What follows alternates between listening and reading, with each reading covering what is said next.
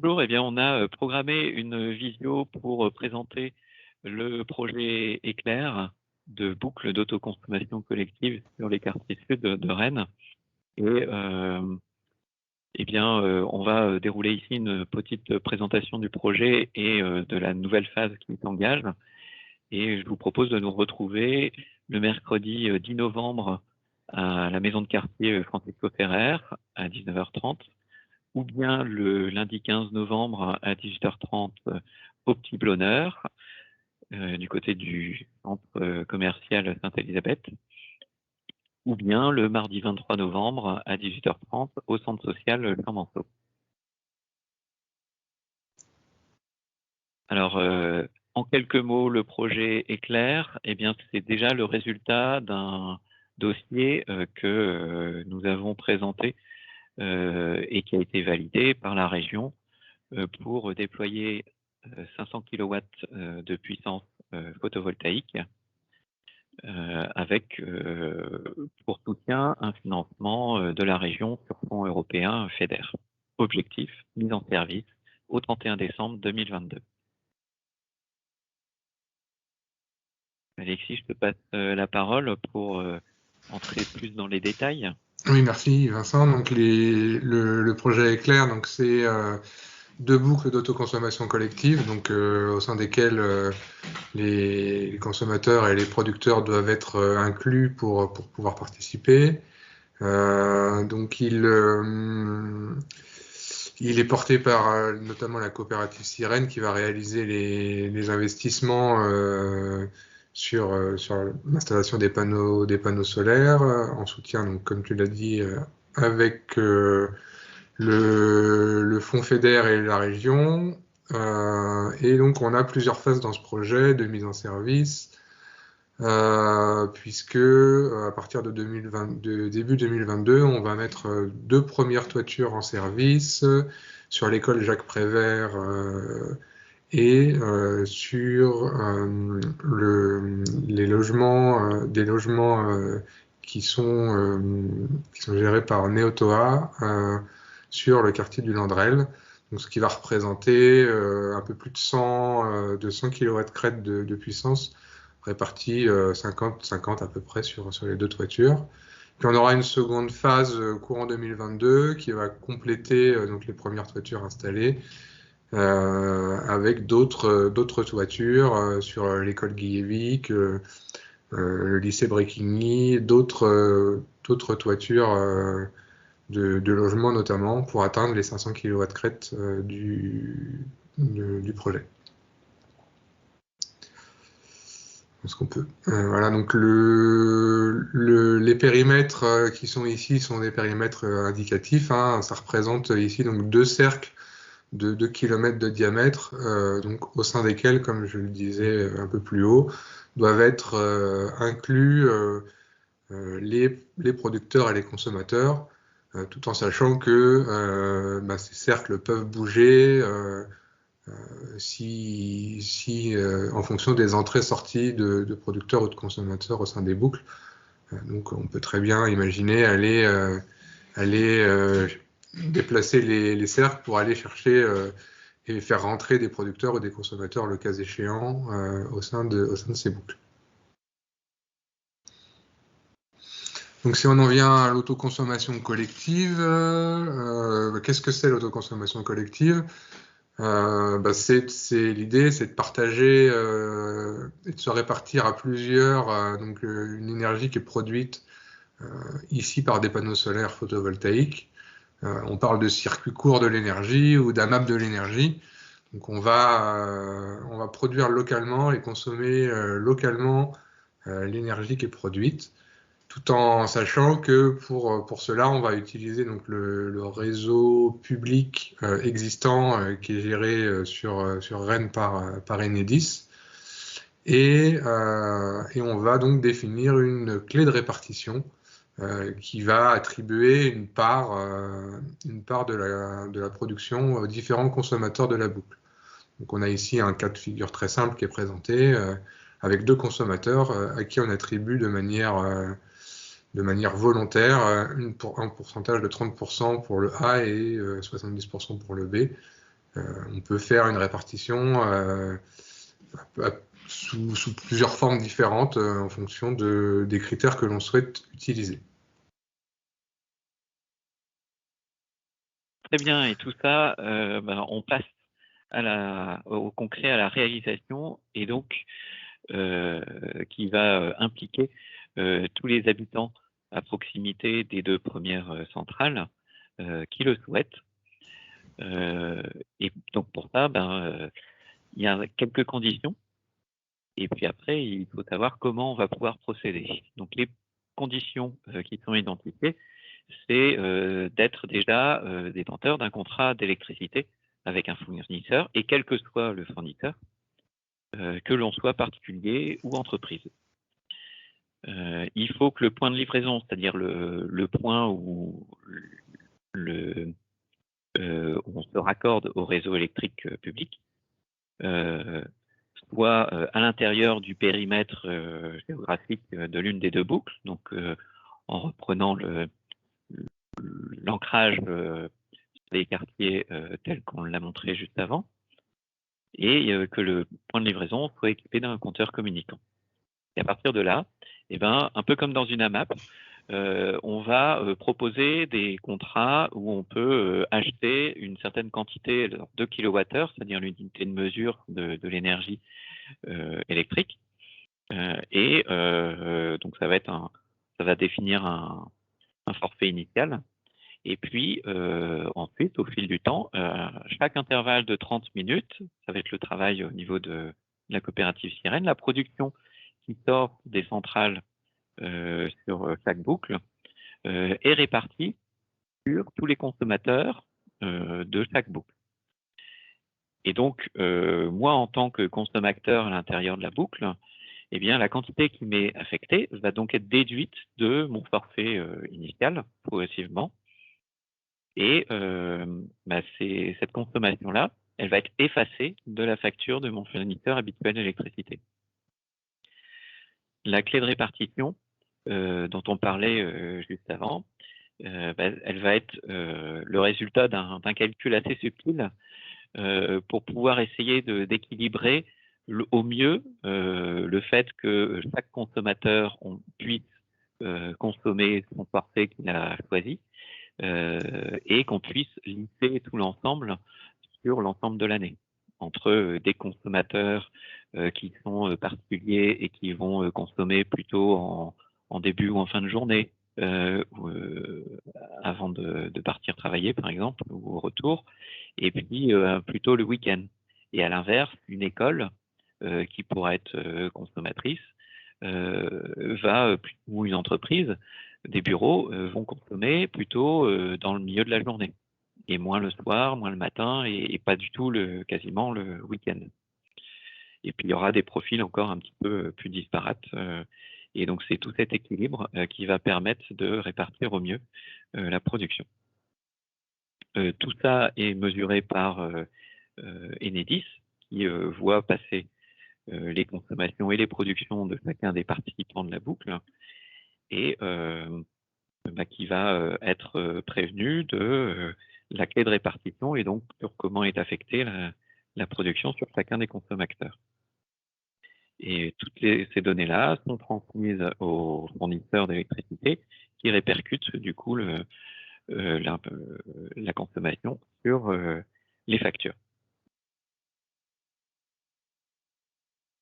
On a donc défini, et c'est ça qui va nous intéresser le plus, je crois, la tarification qu'on a cherché à calculer au plus juste de ce que ça a coûté, ce que ça coûte pour la coopérative Sirène. Et donc, on définit un tarif basique qui permet de couvrir, en prenant des estimations de production sur 25 ans, toutes les charges à la fois d'investissement et d'exploitation. Et puis, autour de ce tarif un peu médian, on a défini un tarif éco que l'on veut réserver volontairement. Là, c'est vraiment une démarche volontaire, solidaire, qu'on réserve aux occupants des logements HLM, en visant un tarif qui doit être en deçà du tarif réglementé d'électricité. Et puis, à l'inverse, un tarif soutien qui est un tarif qui est choisi par les consommateurs qui souhaitent aller un peu au-delà et permettre, par une péréquation, qu'on puisse ouvrir plus de tarifs éco aux habitants du quartier.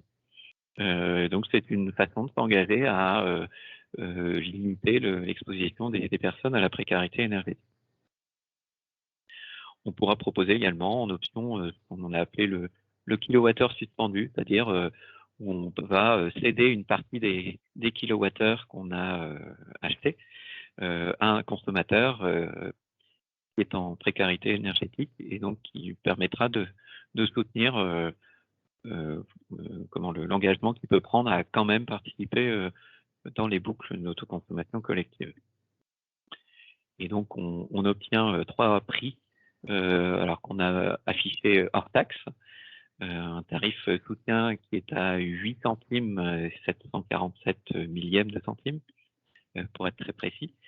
Un tarif basique qui est autour de 8 centimes, un petit peu moins que 8 centimes. Et puis un tarif éco qui est à environ 5 centimes le kilowattheure. On a mis en face un tarif l'équivalent de ce que ça donne en prix toutes taxes comprises. Parce que à partir d'un prix hors taxe, il y a un certain nombre de taxes réglementaires qui doivent s'appliquer, dont le montant varie au fil du temps, selon des choix de la Commission de régulation de l'énergie. Ce sont des décrets qui paraissent régulièrement. C'est là que sont révisés les prix de l'énergie.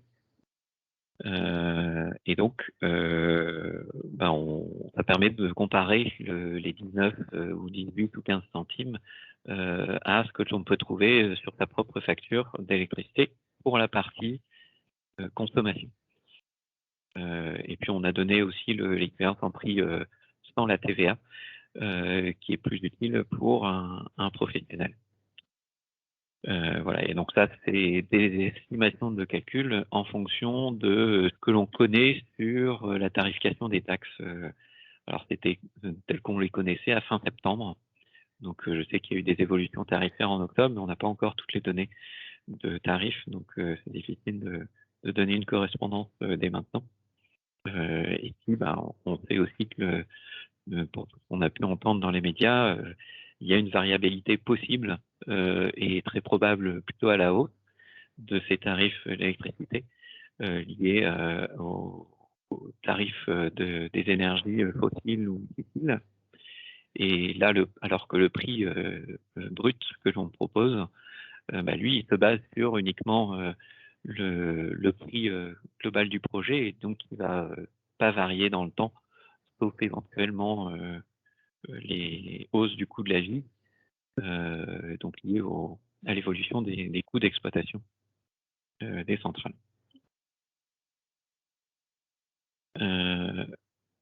Et donc après, concrètement, ce qu'on vous propose, c'est de remplir un formulaire d'intention.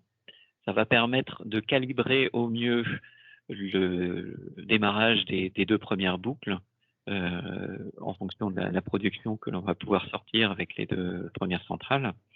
Et puis, ça va permettre aussi de mesurer la capacité, la solidité du dossier pour aller voir les banquiers et financeurs pour le complément de financement dont on a besoin pour terminer l'investissement et le démarrage des centrales.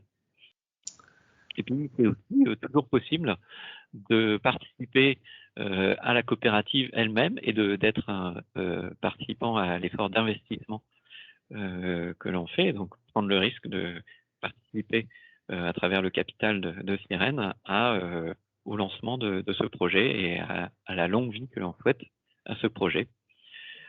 Et donc, sur le site de l'association Énergie du Pays de Rennes, vous retrouverez un espace documentaire qui présente tous les documents réglementaires et précis qui permettent de mesurer l'engagement, l'investissement que l'on peut faire en souscrivant à des les actions de la coopérative Sirène. Et pour préciser, c'est une entreprise qui, pour être clair, est à lucrativité limitée. On peut préciser, Vincent, qu'on a besoin du soutien de nos auditeurs sur que ce soit en tant que potentiel futur consommateur ou en tant qu'investisseur au sein de la coopérative pour faire émerger ce projet. Donc n'hésitez pas à nous rejoindre et à au moins formaliser vos envies dans le formulaire d'intention ou à soutenir Sirène en prenant des parts dans la coopérative. Merci Alexis. Et alors, pour préciser également, pour savoir ce qu'il y a derrière, qui il y a derrière ce projet, sont plusieurs. C'est la synergie de plusieurs acteurs. C'est l'association Énergie du Pays de Rennes qui a été créée en 2017. Donc, il est là pour apporter toute l'énergie militante à faire émerger ces projets de production d'énergie renouvelable localement. Il y a l'acteur qui est l'acteur économique, la coopérative Sirène, qui va réaliser les investissements dans les différentes centrales que l'on va déployer. Et puis, il y a la société d'ingénierie Cohérence Énergie, qui est le professionnel qui connaît bien les mécanismes de l'autoconsommation collective et l'émergence et l'exploitation de centrales photovoltaïques. Voilà, et puis qui de façon plus administrative et le chef de file et donc assure le portage du projet dans le cadre du dossier région et FEDER que l'on a mis en place. Voilà. Et donc pour conclure, on vous laisse à l'écran les coordonnées, à la fois le site web de l'association, energiedupaysderennes.fr, un contact mail pour rejoindre la coopérative Sirène et si vous souhaitez transmettre vos bulletins de souscription à la coopérative, et un contact mail pour contacter le projet Éclair et transmettre vos bulletins de formulaire d'intention. Et puis, pour approfondir le sujet, on a trouvé, en butinant un peu sur le web, deux petites vidéos qui ont été montées par d'autres collectifs citoyens et qui présentent le principe de l'autoconsommation collective. Et puis, le lien que vous trouvez via le site web de l'association Énergie du Pays de Rennes pour obtenir ce formulaire d'intention. Eh bien, merci beaucoup de votre attention. Et puis, retrouvez-nous aux prochaines dates, 10 novembre, 15 novembre, 23 novembre, dans les différents points de rendez-vous que l'on propose. Merci à tous, merci Vincent et merci à tous de votre écoute.